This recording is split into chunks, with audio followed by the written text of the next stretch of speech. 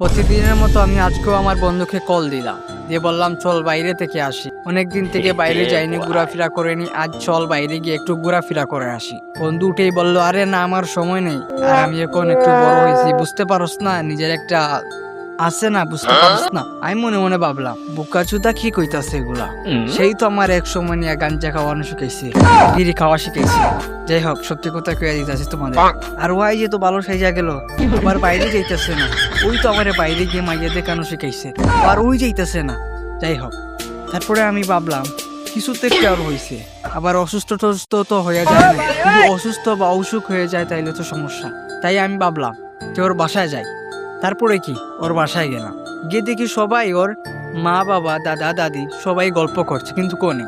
আমি বললাম যে চাচা চাচি আমার বন্ধু কোথায়? তারা বললো জানি না, রুমে সারাদিন তাইকা জানি কি করতেছে, কার সাথে কথা বলে। আমি ভাবলাম হয়তো আমাদের আরো বন্ধু আছে, তাদের সাথে হয়তো সে কথাবার্তা বলে, কিন্তু কে জানতো সে যে প্রেম করে। নেক্সট গল্পতে পুরোপুরি বিস্তারিত ফানি কথাবার্তা কিংবা গল্পটা তোমাদের পুরোপুরি ভাবে আরো বুঝিয়ে বলবো। তো বাকি গল্পটা যদি তোমরা শুনতে চাও বা জানতে চাও, তাহলে অবশ্যই লাইক সাবস্ক্রাইব করে আমাদের পাশে থাকতে পারো। ধন্যবাদ।